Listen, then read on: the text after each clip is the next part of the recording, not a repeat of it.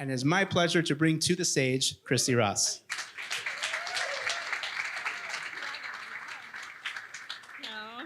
Thank you so much for that introduction. I have to tell you guys, I am so excited to be here and just to be part of this panel tonight.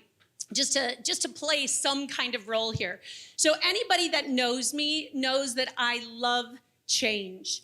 And when you talk about disruption and innovation, what's it all about? It's all about change. So these 5 panelists tonight are literally changing the world. So when you hear these long lists of things that they've accomplished, I mean, I was talking to Chris just a minute ago, and I'm like, I have to read all of it. He's like, you don't have to read all of it. I'm like, I have to read all of it because it is so impressive. Okay, so I am gonna invite them up to the stage one by one. I'm gonna read their name and they can make their way up, and you guys can maybe just start lining up here, sitting.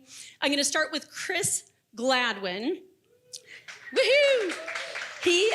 He's the CEO and co-founder of Ocient. He founded CleverSafe and sold it to IBM for $1.3 billion. He's the inventor on over 250 patents. He is the chair and co-founder of P33 and The Forge. Okay, and now I have to go on to page 2 for him, which you gotta give me a minute, handling multiple pages here. All right, hold on. And he is the founding CEO of Music Now, the first digital music service in the US. And he was a Chicago Innovation Award winner in 2008 and 2022. And a fun fact about Chris, which I did not know, Chris used to be a yoga teacher. Do you still do yoga? Yeah, but you don't teach it still. No, well, not really. Not really? No. Okay. All right, so you can have a seat there, and we'll line you guys up. Next up is Pete Kadens. Pete is the founder of Hope Chicago. He is the chairman of Kadens Family Foundation. He's the former CEO of Green Thumb Industries, which is the second largest cannabis company in the world. He's the founder and former CEO of SoCore Energy, if some of those other things weren't enough, right? One of the largest commercial solar companies in the US. He was a 2010 and 2022 Chicago Innovation Award winner. And the fun fact about Pete, he spends 3 to 4 hours a week, every week, in a hyperbaric oxygen chamber.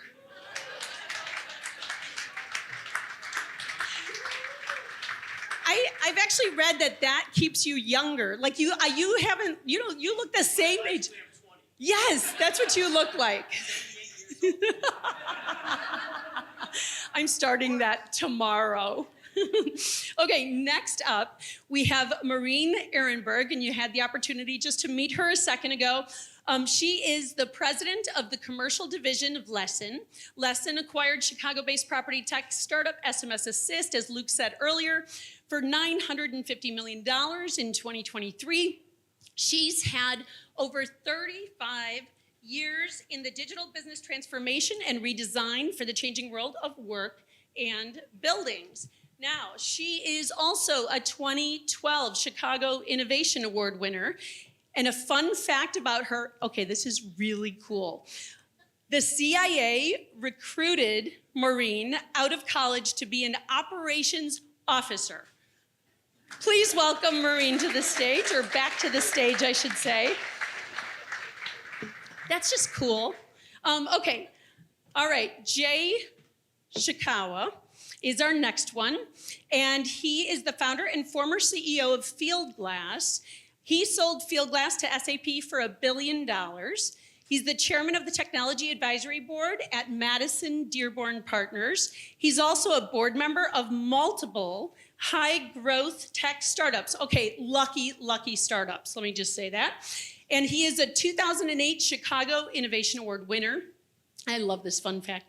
Jay had a comic book rental business in middle school, and the inventory was stashed in a suitcase under his bed to hide it from his parents and his school teachers. Please welcome Jay to the stage.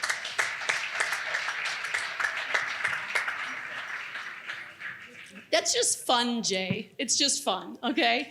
Okay, so this next person is really fun. Harper Reed. I actually watched a video from 2015, and he gave this whole speech about, like, you shouldn't go to work if it's not fun. Like, it was a really good speech. Okay, so he's a technologist, entrepreneur, and hacker. He predicts the future for a living. And he was the CTO of the Obama 2012 presidential campaign. He pioneered crowdsourcing as CTO of Threadless. And he co-founded Modest Inc., which was acquired by PayPal. So he was also a Chicago Innovation Award winner in 2007. So a fun fact about Harper is he opened for Sir Mix-a-Lot in the 90s as a yo-yo performer.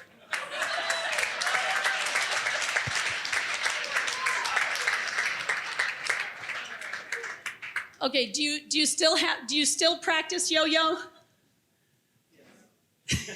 Yes. Yes, I do. Yes. I'm not as spry. I used to be much more spry. Okay. I always liked the glow-in-the-dark yo-yos. Those were fun. Okay. All right. So for all of you, when you run into an innovator or disruptor, you know, what is the first thing that sort of a savvy person wants to ask them? You know, you want to ask them what they're up to, right? Okay, so we're going to do that. We're going to run down the line here.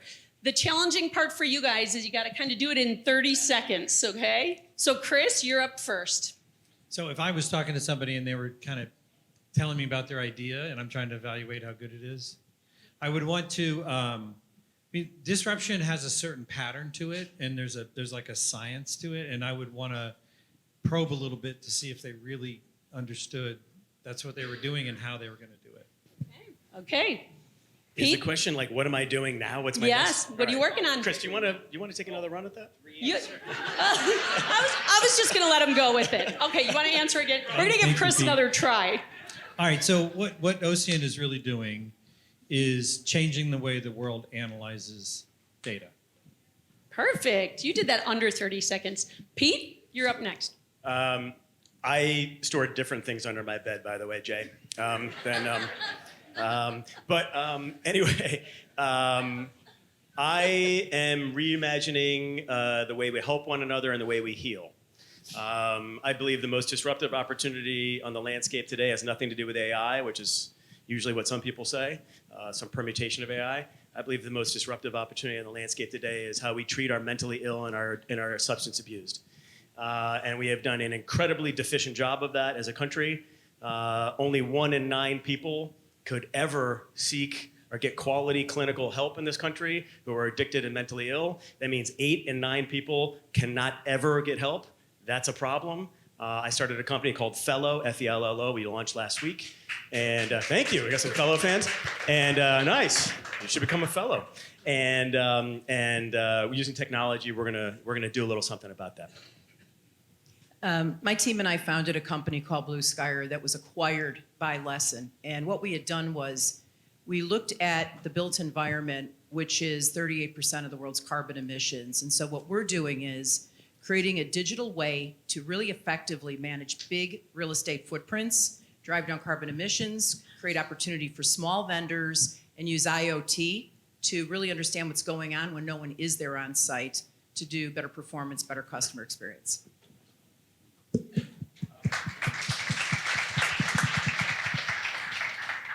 don't have a startup that I'm working on, but I've got a number of projects going on in interesting areas. The one I'm most excited about is the area of biology, believe it or not. It's not something I ever studied much in high school or in college, but I've been studying it for the last few years. I've got some friends who are pioneers in using generative AI and large language models to actually think about how proteins will evolve and how their function will evolve. And so if you combine that capability with the advances in base level editing, CRISPR gave you nucleotide level editing. This is base level editing where you can change an alphabet.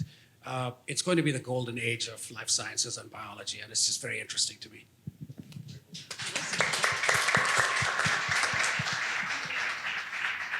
Hello, everyone. I don't think I'm really doing much right now, to be honest. I disrupted unemployment about a year ago when I shut down my company and then fired the whole team. That wasn't great. But I spent the last year, honestly, just fucking around with AI, which has been fun. It's been really entertaining. As I walked in today, I got a completed DocuSign email for a new company, which I'm very excited about. So let's talk about that later. And in my spare time, one of the things that I spend a lot of time on is working with some various organizations around defense and security. Specifically, I work with the RAND Corporation on their policy school and an organization and a think tank in the UK. So I spend a lot of time thinking about that, and I'm scared of the future. Oh my God, so many awesome things, for sure. So before we actually jump into the full discussion around disruption, I want to actually set the foundation or set the bar with what these 5 panelists think. So what do you think has been the most significant disruptive innovation in your lifetime? So and it can be a quick answer, and then we'll come back and we'll go into all the discussions. Actually, Harper, why don't we start with you? Oh boy. I mean, I think the internet for me is pretty no-brainer. My entire career has been defined by it, and then all subsequent kind of disruptors have been powered by it. Jay? So I knew he was going to say that. So So I should have asked you first. no, this is good because there's all sorts of things. The internet, digital communications, commerce led to Wikipedia and Uber and all of those things. But I'm going to take a different tack. For me personally, I grew up wearing glasses, corrective eyewear, and in the time that I grew up, they actually were made of glass, and they were expensive, and they broke often, especially if you played sports. So for my money, the most disruptive innovation has been the hydrogel, the plastic soft contact lens, at least for me. I love that. Maureen? Yeah, so when I started working, we had, you'd be lucky if you had a Wang computer. It was a disaster. Fax machines. To me, it's the ability to take your iPhone and create community very quickly, to bring people together like no time before. It's that interconnectivity of people working problems, whatever you're doing. It just speeds everything up. Absolutely. Pete? I think that the most interesting innovation to me over the last 30 or 40 years is something that actually wasn't created. It just kind of happened, and that's company culture. 30 or 40 years ago, company culture didn't matter, didn't exist. No one talked about it. And somewhere along the line, a bunch of people figured out that when you have a company culture, that it is incredibly conducive to innovation, teamwork, collaboration, vision, accomplishing big things. And so I love studying company cultures and how they evolve. And I think that's been a real sort of recent evolution in the corporate landscape. So I got to go with the same on Harper because for the same reason, like my whole life, like my whole adult life, all my work has been from day one of like computing and internet to now. And so that's been my world. Yeah, it's hard not to say that. I often have said if I could actually fit a cell phone like right in my arm, if somehow somebody could do that, that's what I would like, just implant it in there. 2 years. In my brain works too, but 2 years, Kristi, 2 years. 2 years. And Pete, by the way, I thought you were only 20, so how can you speak to something 30 or 40 years ago? Okay. That's right, he's 88. Okay, so now I want to actually jump into sort of some of their, some of their advice. There are certainly a lot of you in the audience that either want to start a company or maybe you want to launch an innovation within a larger company. So I'm going to ask the panelists here, what questions should they ask themselves before they fully commit? Like, how do you know an idea is actually worth pursuing? So, Jay, why don't we start with you?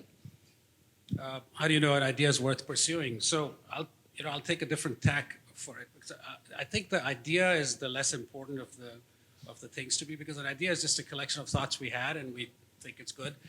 The idea should reflect a problem that you think actually exists in the real world, because it takes you out of one's own headspace, which is where the idea lives, and into the customer's headspace, which is where the problem lives.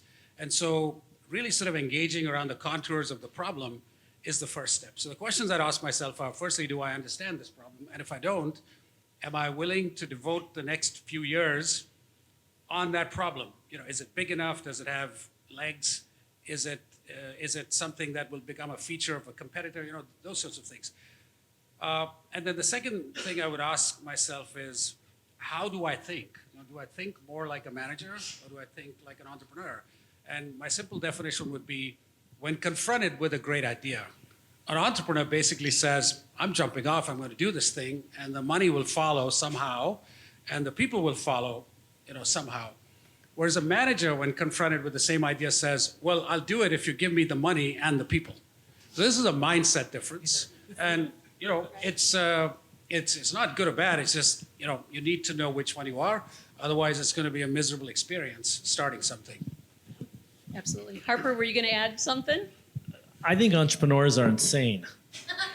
I mean, we basically, all of us up here are functionally unable to keep a job. Right, I mean, how's it going, Kristi? How's your job? It's good in coffee now. So I think that what Jay was saying is perfect, which is when you make a decision to be an entrepreneur, you're saying a couple things very strongly. And the first one is, I'm smarter than everyone else. And that's okay, because you have a great idea and a passion, and that's why you're here, is because you can see something that other people don't. And I think a lot of times what Jay was saying is absolutely correct. Oftentimes I find myself fascinating on the idea and not the problem. My practice is I then build it, and then I'm like, well, that was dumb, and I stop building it, and then I realize, or you complete it, and if it's too easy, that's another thing. You're like, oh, well, that's if I can just build that in a weekend, and everyone else can. But I really think the first thing that I always ask is like, are you ready for this journey? Because I think about my own journey, and it's not always pleasant. It's not always fun. It's oftentimes more tears than not tears. One of my VCs said, are you ready to get on the merry-go-round again? And because you're flung off, like it's not you're holding on for dear life, but you're just like, yep. And then you're on it. And then the next thing you know, you have a company. And I always laugh like, Jay's going to start like 5 more companies on accident. Because once you get the taste, you can't not, Chris, right? I know. First step is admitting you have a problem. 100%. I am an entrepreneur. Can we all say that? He makes insanity sound like a compliment. Well, it's really, I truly don't have an alternative. Like, what would you do in a career? Like a professional, I don't even know where to put a resume. How do you get a job? It seems very stressful. I always like to say that for the 3 years that I worked for somebody else, every day consecutively was the worst day of my life. And right, so now, should I just? Sure, you can add. Sure, All right. I would say that, I've sort of adopted this ethos around the Japanese proverb, fall down 7 times, stand up 8. And I kind of think that's the hallmark of great innovators and great entrepreneurs. And so I just, kind of tinker with things, fuck around, see what works, see what doesn't. And then I think the best way for me to validate my concepts is talk to really smart people who are intellectually stimulated. And if they tell me it's a loser of an idea, it probably is. And so I spent a lot of time sort of circulating my thoughts amongst the brain trust of people who either here in Chicago or at the Aspen Institute or other organizations I'm affiliated with to really figure out what people think. But also, I think that, I have made all of my money inserting myself in markets where there's a massive imbalance between supply and demand, right? And like the one I just talked to you about around a lack of healthcare, clinical care for mentally ill and addicted, like massive supply and demand imbalance. Same thing I saw in Canvas, same thing I saw in solar before that. And so I just spend a lot of time reading about things where there's a massive imbalance between those two things. That's kind of how I start my innovation process. No, that totally makes sense. The other thing you mentioned too, Pete, is just like feedback from other people. And I think that's so important. Like whether it's potential customers, whether it's people, your team around you, whatever. Just the more feedback you can get and the more different views, right, on it really can be helpful. And also the more vulnerable you're willing to be told your idea is a loser when everyone thinks their entrepreneurial ideas are the best. You have to be willing to be vulnerable in that space. That's what I was going to say. It's listening to the feedback because I had the fortunate opportunity. I worked for Adam Newman at WeWork. They brought me in to help when they were going to do their IPO. And if you have experience in an area that you really know something's not right and you speak up, you know you're in trouble when it's like, no, that it doesn't work that way. And you're telling them, no, this works this way, and we're going down. So, but listen, you've got to listen to people and not be just so convinced that you're right that you're gonna ultimately go into bankruptcy. So there are things that I think listening, and then also just being excited and really passionate, because someone once told me when we started, it's tough, right? And you got to bootstrap. There's a lot of things you've got to do, but you've got to really believe, like you've got to really want it, because it is really easy to say, oh, is this worth it? But the other thing is just when someone said to me, Elon Musk said, when you're doing a startup, it's like chewing glass and looking into the abyss. And I thought, you know what? It's true. So it's tough. Oh my God, I love that one. All right, so this next one, Chris, I'm going to throw it to you, okay? So first of all, I think that when we look at timing of an innovation or a disruption, you really have to sort of time it right. And if you time it right, it increases your probability of success tremendously, right? Okay, so for example, you could say the first electric car was, too ahead of its time, or AI has been around and now there's mass, sort of popularity all of a sudden. But then also like QR codes, it was around in like 30 years ago, and not until really the widespread adoption of, I'll say smartphones, right? Then all of a sudden QR codes are being used in a different way. So how do you know or read when it's the right time to introduce an innovation? Like, is there a trick to timing disruption? And Chris, I'll throw that one to you. So that's really hard. The advice I gave in the little booklet was that, well, let me ask a question. How many people here have ever bought some kind of pet product online? Okay, a lot of people. That was the dumbest idea in the dot-com bust, pets.com. The idea that people are gonna buy pet products online was held up as like the stupidest thing ever. And if you look at all those innovations, all those companies that went bust when the dot-com went bust, I'm pretty sure we're all doing them now. And like broad market adoption, $1 trillion of, they just got the timing wrong. And so that's my advice was, you're usually going to be right about the thing, because if you're an entrepreneur, you kind of come from an area of expertise, like your market, you always get the timing wrong. You always underestimate it. So how do you get it right? That's really hard. So I guess I would say the technique I use is it takes, each time I start a new business, I form a team and we evaluate a bunch of ideas. Each idea takes about 5 person years to develop and evaluate, and then you're like yes or no, like 5 person years. That's a decent amount of investment. So I guess my answer is, I only know how to do this by doing a lot of work. Like you go talk to 100 possible customers. You go deeply understand every competitor and what they're doing and what their weaknesses are, and like just on and on. Like I don't know any other way to do it other than a lot of brute force.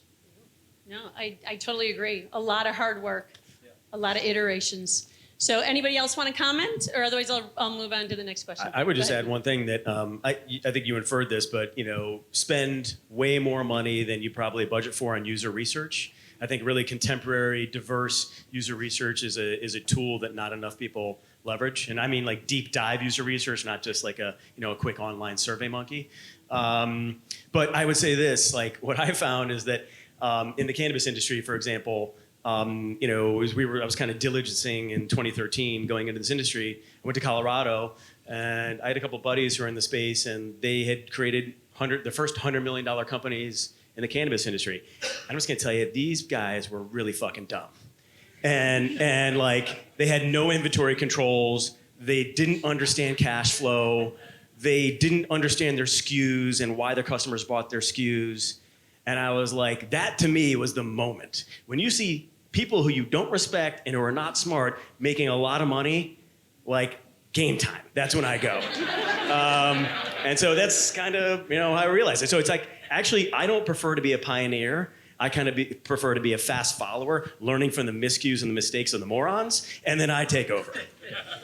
And I want to add one thing, which is I think this is all great, but you have to be able to stop and shut it down when it doesn't work as fast as possible. And so fast failing is incredibly important. It's also really hard because I will get excited about it and I will lie to myself that it's still working for literally forever. And so this is why like Maureen was saying, like you have to be open for feedback. And when your friends are like, this is not great. An example of this, I shut down this company. When I told the team, they were like, yeah, we know. I was like, what did you see that I didn't see, and how long ago did you see it? You know, and like it's you get in this loop where you're really excited about it, and you end up just getting caught up. And so you have to have a practice to be okay with killing it. Yeah. Kristi, can I just add ahead, Jay. one more thing to the points that these folks have made here? And that is the idea. If you think of the to-do list that you have that we all have, there's lots of items there. We're never going to get to the bottom ones. There'll always be a few at the top.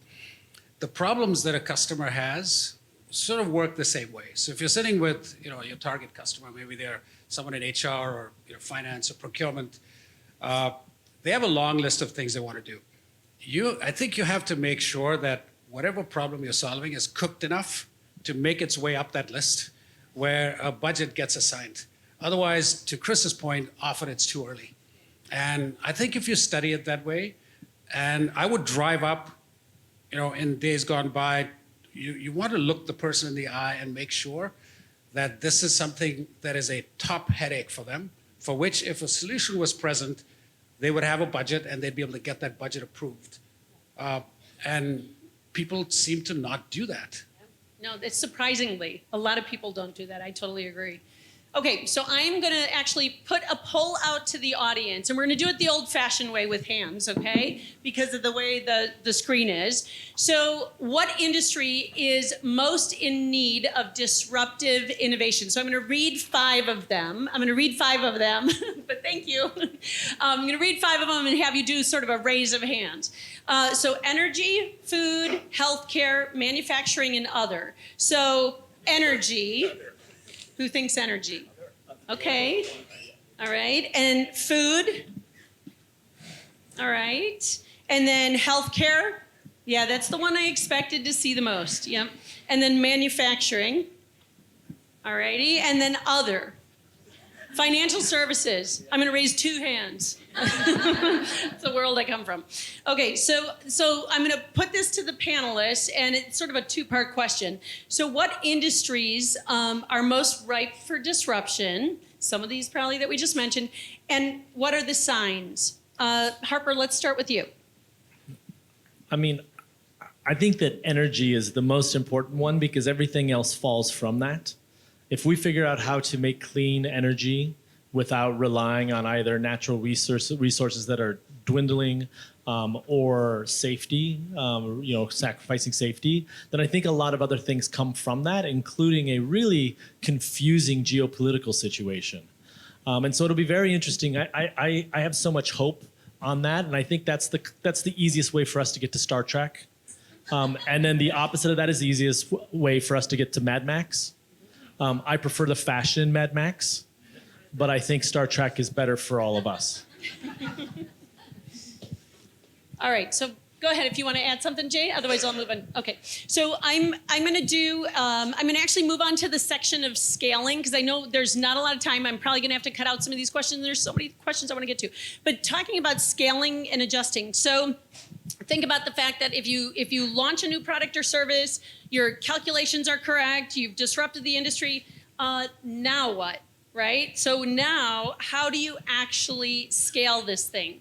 So I'm going to ask the panelists to talk about key learnings at the early stages of scaling a company. Maureen, can we start with you? Yeah, I think one of the most important things is really having a vision and understanding your blueprint for your growth pretty quickly. And because you must assume that if something is in demand, it's going to have to move quickly. And if you're going to assume it's a global product, you got to have a strategy for that. I think that the infrastructure regarding everything from your IT support to ultimately how you're going to provide backup, how is it going to be safe and secure and resilient? Because I think sometimes with startups, they think that's day 2, it's day 1. You can't fail on your first assignment because you didn't think about some of these things that seem like an unnecessary expense. But I also think it's the people. They have to be growth-minded, and you have to surround yourself people with a growth mindset. A lot of people that you hire can actually end up being the ones that are like, but, oh no, and you surround yourself with a group like that, and it really stunts your growth, and you're doing things that are not optimal. So I would say really truly understanding how you plan to do it, how you plan to finance it, how you plan to scale quickly, and that you don't have barriers that you've unfortunately set up for yourself that you can't overcome quickly.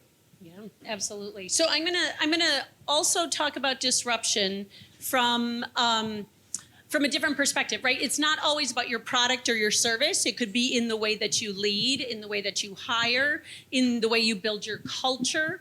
It could be the way you navigate the industry. So you could call this disruptive leadership, right? So give us an impactful way you've gone against the norm in your leadership role. And I'm looking at you, Pete. Yeah.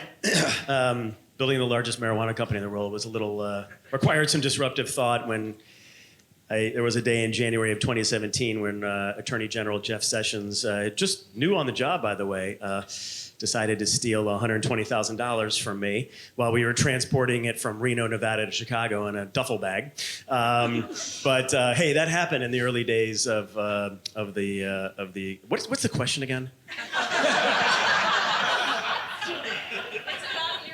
Your disruptive leadership. Oh, got it. Like- All right, so my disruptive leadership style, and I think that sort of translates into sort of the broader organization, is what I call unwavering authenticity.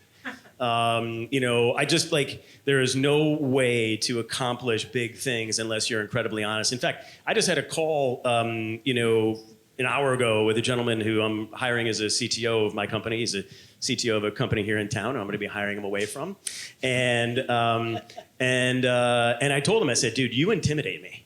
I was like, 'cause I think you're like multiple smarter than me, and that just fucking intimidates me, and I'm like nervous and scared and vulnerable. But I got to tell you, what came out of me saying that to him, my unwavering authenticity, was so incredibly productive. We broke down so many barriers in the next 45 minutes, and I just believe this is the key to building great companies.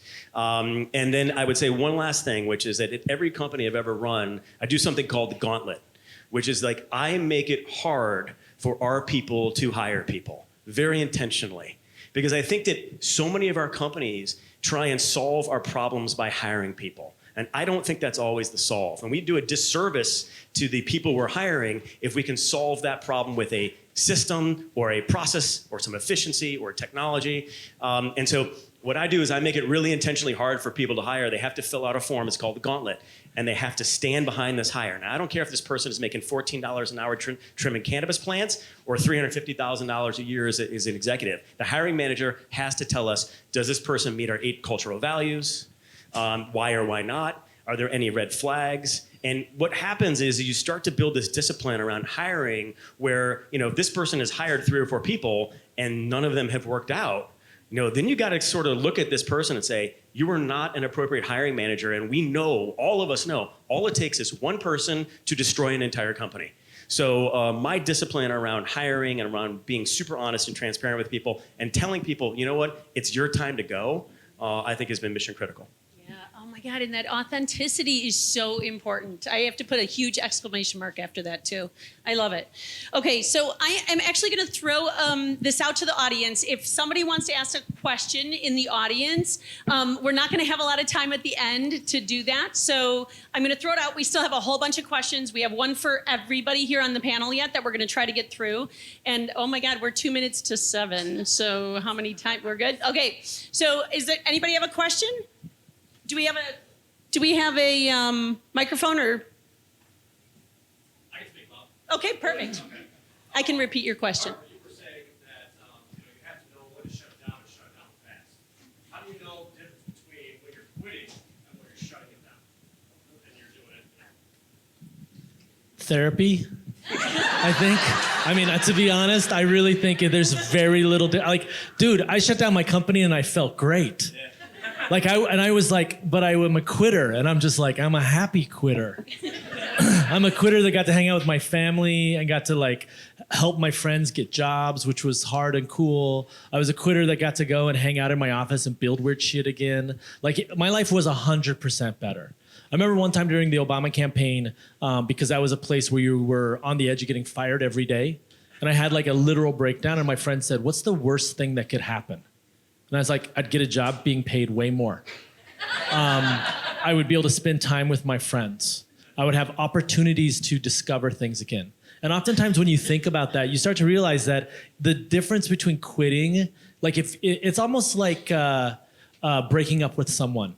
The moment you think in your head, I should break up with that person, you've broken up with the person. It doesn't matter what the reason was. The moment you think I should shut down my company, it's very hard to unthink this. It's very hard to suddenly go back and be like, oh, just kidding. Like you've already lost the loyalty, you've already lost the passion. And so the difference between quitting and shutting down your company, I just don't think it's a worthwhile thing to really dig into unless you want to be sad. And some people, that's their game, they want they have a Kierkegaardian life. They want to like hate themselves or whatever. Like that's not me. So yeah, hopefully that answered the question.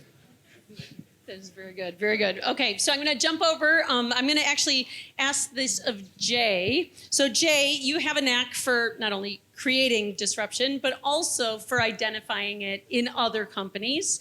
And so curious how you gauge the potential of a startup to be a disruptor. So kind of thinking, what questions are you asking, or what are you looking for when you're looking at these companies to invest or become involved in? Yeah, it's really hard to do actually, having done it for a number of years. So, if you think of how many business plans are out there, there's thousands. And, any one of us who's investing will see hundreds over the course of a year. And behind every one of them is an extremely earnest entrepreneur who genuinely believes that this thing is disruptive and will change the world and so on and so forth. And 99% of them will not make it very far because they missed something or the other. So what do I have to do? You've got to dig in, and it's a lot of work. So I start by actually digging in to see if the problem actually makes sense, and that you can tease that out with the right kinds of questions. And if it makes sense, and if it's big enough, and if it's important enough, and if someone's got a budget, etc., then I dig into the team, the background of the entrepreneur. Do you have a right to be doing this? Why will you win?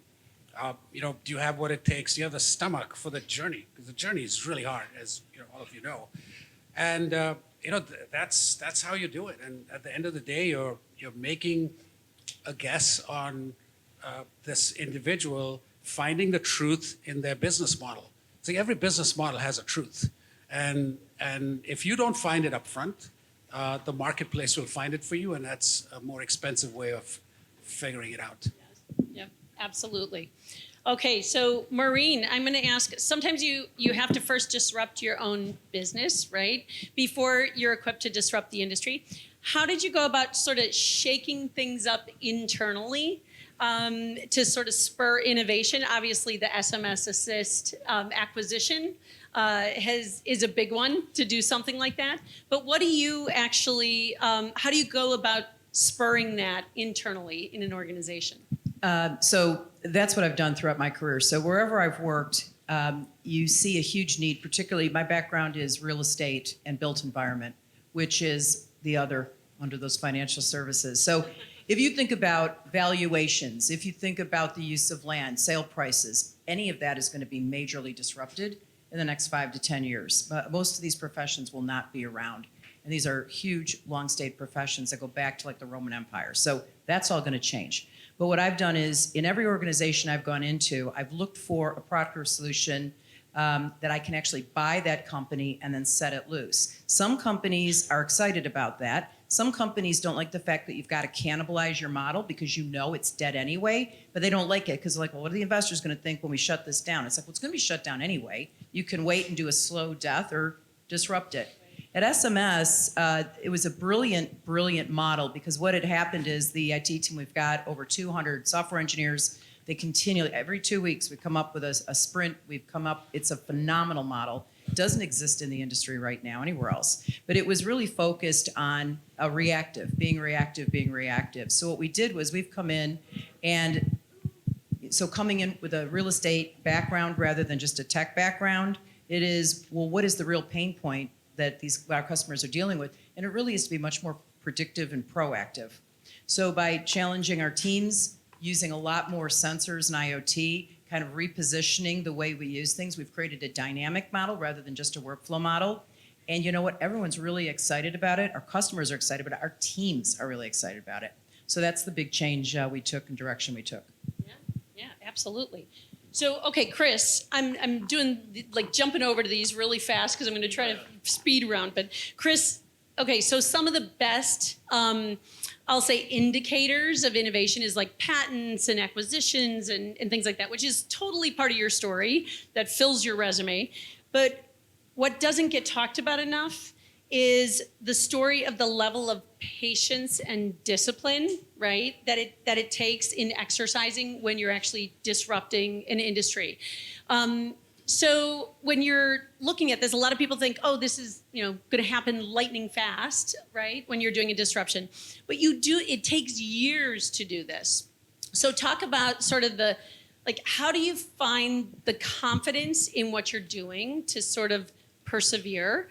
And what does it take to see something through? I mean, it's that hard work and dedication, but how do you keep getting up every day? And I mean, maybe you're drinking a lot of coffee, or maybe you should drink a lot of U3 coffee. That is the secret. That is the secret. U3coffee.com. All right, so at OCN, I think I've set my record for the longest from start to first production customer revenue, and that was 7 years. And that's a long time. yeah, that's crazy. And let me tell you all the reasons why that's a bad investment. 7 years, and not only during that 7 years, we had to spend about 350 person years of very expensive development, so $60, $70 million, something like that, with no revenue. Yeah, so that's, I think, epic level perseverance. So how did we do that? So it just goes back to what we said earlier. We spent so much time talking to the customers, analyzing. We actually wrote a competitive product just to understand how those worked and what their weaknesses were. We wrote the world's largest NFS filer for a customer just to understand, this is what everybody else is doing, and here's their vulnerabilities and how we can disrupt them. But I mean, there's just no substitute to the hard work and the time of really understanding. Right. Yeah, no, I totally agree. But 7 years, that's a long time. I give you kudos. I give you kudos. Okay, so Harper, this is something I actually really want to do. What is a Vision Quest walkabout, and what was the result of your most recent one? So, honestly, I just don't do anything. So what I do is between experiences, I call them experiences. So let's say you're laid off, you sell a company, it doesn't matter. I try and take as much time as I can possibly afford, which is a combination of capital, patience, acceptance by my partner, where she's like, please leave the house, etc., whatever that is. And this is how I start my companies. I go to a room and I wait for them to start.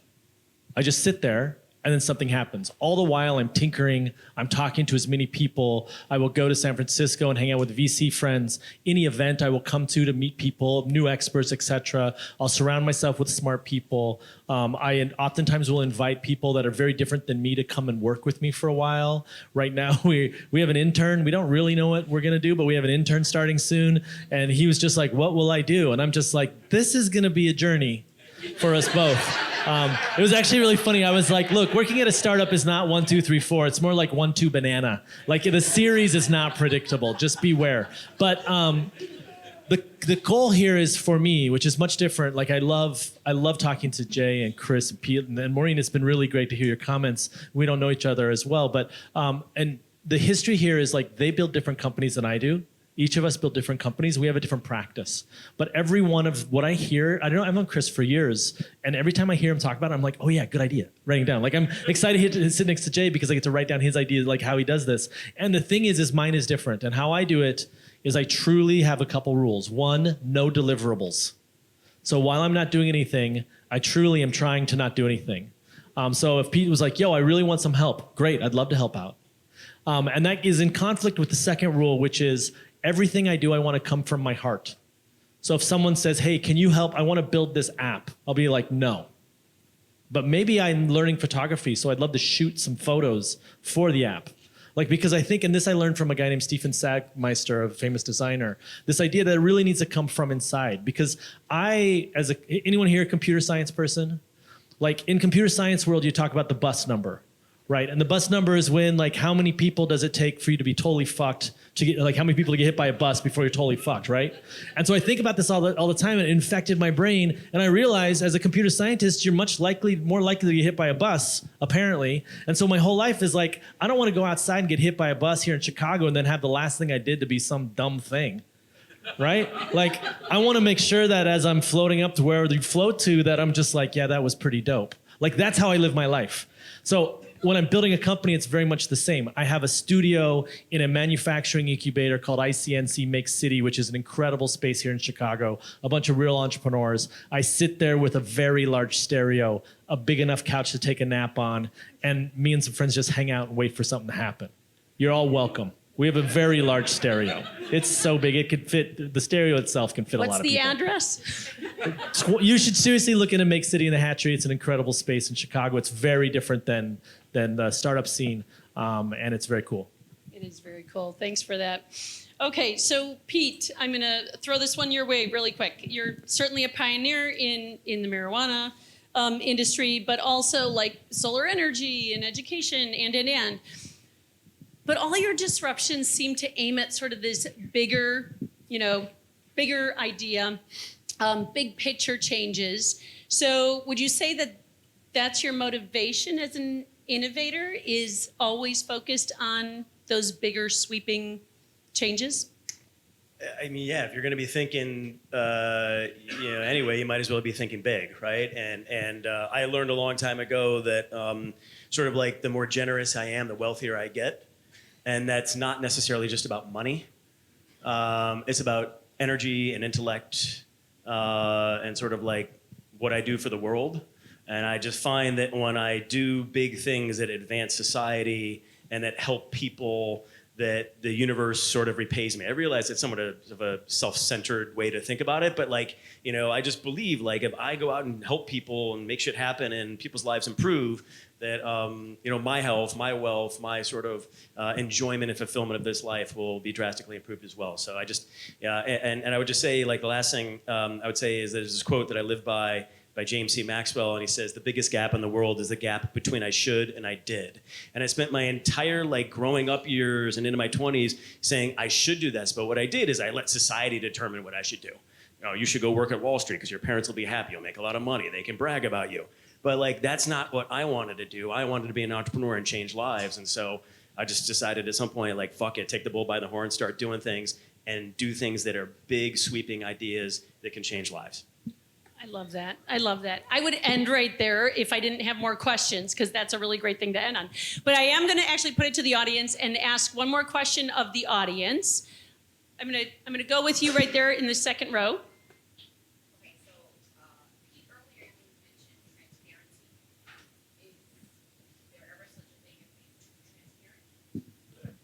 Yeah, it's a great question. I thought I was going to have a heckler here. I was like, oh, man. Yeah. It's like, you mentioned transparency. I know you weren't transparent.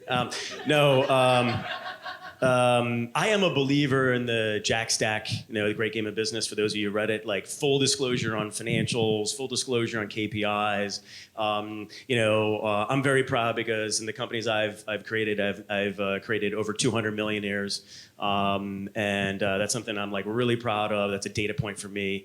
It's about that's sort of my legacy, I feel like. But a lot of it is like, I'm a big believer in making the employees owners. And so when you're owners, you kind of have a fiduciary responsibility to be transparent. But there are moments where transparency can hinder progress. Like, I own an engineering company in Philadelphia and one in Greenville, South Carolina, and engineers think differently.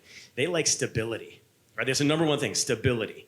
And so if I'm too transparent, if the business is kind of dipping and cash flow is struggling, we may not be the best idea to tell our engineers, because they'll probably leave and go to a more stable company. So there are moments where you have to sort of pull back on the transparency, but it's about sort of dissecting who your personnel is and determining sort of like how to address them in a sort of a way that is curated to their needs and their interests. So yeah, not always fully transparent, but 98% of the time. Awesome. Okay, so I am going to ask one more question to the audience. Anybody else? Right there in the back. So my question is to Pete. You said that you started your disruptive, you started innovation journey by just talking to people who are not doing their business today. What are the obstacles you have encountered by doing some people who are not doing something and you did it and you still take that as getting an obstacle right there that you did not cross? Please repeat the last part, sorry. You can hear me? So you've been to a business like you copy, you just get that business from someone, and then you started doing that business, you go ahead and do the innovation process, and then there's an obstacle right there, and you got to what do you do? Obstacle? Yeah, I mean, I'm just this huge believer. Like, I'm not as smart as Harper or Chris in terms of technology, or Jay or Maureen or anybody here. In terms of, I just smoke weed. Great way to overcome obstacles, by the way. Right. No, I mean, I love jam sessions, right? I like getting smart people in the room who think differently than me. And there's nothing better in entrepreneurial America than an awesome pivot. Like, if any of you have been a part of a pivot, it's the fucking best. Even though you know that the sunk costs, or you're pissed off about the sunk costs, but an awesome pivot where you kind of shit can something that wasn't working and you maneuver to something that has real potential and real scale. And I love the art of the pivot, and I talk to my teams all the time about a pivot. Just getting smart people in the room and pivoting is how I overcome obstacles. No, that's awesome. Okay, so I have a couple more things. This one is sort of a rapid fire, and I'm going to ask each one of you to comment on which one of these statements most resonates with you and why. So there's 3 of them. Okay, innovation demands curiosity. Either you disrupt or you'll be disrupted, or every company needs to be a tech company. So Chris, which one The first one is innovation demands curiosity. So it's about curiosity, disrupting yourself, basically, and then a tech company. All right, I'm going to go with innovation demands curiosity, because that's kind of what I do.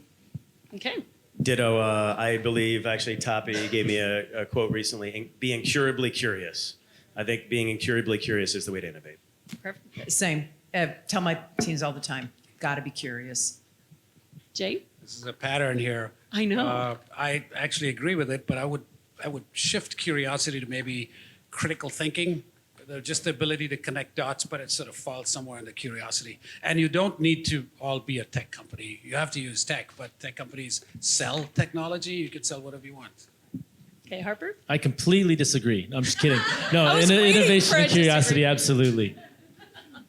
Okay, so so this is the last question. For those leaving this discussion really sort of wanting more, right? I would like each one of you guys to share where they should go next. Where they should go next. Is there a book, podcast, or event maybe you'd suggest, or maybe an exercise to keep ideas and inspiration flowing? So Chris, you want to go first? So the thing that I always try to do when you're determining if this is a good idea or pursuing it is to sell it. Like, try to sell it. Figure out who your customer it is. Try to sell what you think they want to buy to them. And see what happens. Learn from that. Perfect. 2 tips. 1, I listen to the Acquired podcast a lot. 2, 3, 4 hour deep dives on how companies are built, how they operate. Awesome. Love that. But the second thing is, in piggybacking of something Harper said, I'm a big believer in every single great idea, from Hope Chicago to Green Thumb to all these other things that I've been able to come up with, all started with a daydream. And that's me and no phone on a beach somewhere. I'm a water guy. Just a notebook and a pen and my thoughts for hours or even days at a time. And I think in order to come up with the best ideas, you have to clear the cobwebs for your brain to identify problems and then spark, innovative solutions. Maureen? Yeah, I like to take a topic that is either a challenge you're interested in, you're at a conference, someone talks about something and it just sparks something in your mind. And I love watching TED Talks because so many of those speakers are so inspirational. They have to do it quickly, and you can kind of determine right from there where you're gonna go from there. But the other piece is it is those points though that when you are sometimes thinking at night before you go to sleep or you wake up in the morning and you've been having a problem that you're trying to solve, and sometimes your subconscious starts throwing ideas out to you, listen to it. Because your brain is solving for things, and often it's like, why did I get that random idea? It has a lot to do with your brain is continuing to process while you're sleeping. Yeah. So I have two things, an exercise and a book. The exercise is take a single page and write down your concept in 3 paragraphs. And the first paragraph is your understanding of the problem space or the problem. The second paragraph is your understanding of why a solution doesn't exist today. And the third paragraph is your solution or your product or whatever it is. So these 3 paragraphs. And I can promise you there's no such thing as bad writing, it's just bad thinking. And if there's errors in your thinking, it's going to surface it.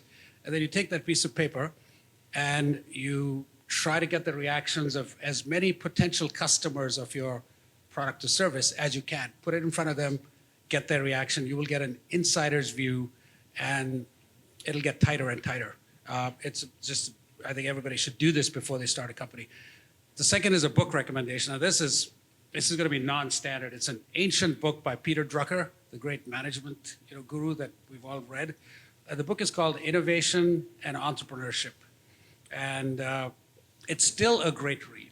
And it is the systematic pursuit of innovation is what I like about that book. And I still get ideas from that. I also think that one pager, forcing it to stay on one page is really, really powerful, right? It's very true. It brings to mind an old Mark Twain saying something like, I would have written a shorter speech, but I didn't have the time. Yes, I totally agree. I use that all the time, and I always mess up the actual, quote. Harper? I think we're faced with a very interesting time with AI and a lot of this change that's coming down the pike. I recently talked to an entrepreneur who is doing mass layoffs, not because they need to, but because they're just replacing people with automation. And this is happening all over, and it's coming for all of us. There's a great person that I like to listen to called Ethan Mollick from Wharton, who wrote a book called Co-Intelligence, which is just very good. And I think a lot about what that means for a new company and what that means for traditional companies. And I think there's a lot of opportunity to slide yourself into a place where a traditional company can't quite make it because it's such a big change. And there's an awful lot of places to slide yourself into where someone is selling snake oil and you can sell something that's actual. And so I think there is a really interesting time right now of building just interesting stuff that we haven't seen before. And I'm excited about that. It also scares the shit out of me, to be honest, because as an elder entrepreneur, like some young kid out of some college is gonna entrepreneur my pants off, and I'm gonna have to leave and have to go home and get a job, and I'm gonna be, I don't know, what happens then? I love this. I love this group up here, and thank you guys so much for being here tonight. And I just want to thank each and every one of you because I know you are all rock stars. I just want you to keep changing the world. So thank you. Thank you, Kristi. You are a rock Great star job. too. Great job. Thank you, everybody. Thank you. Thank you.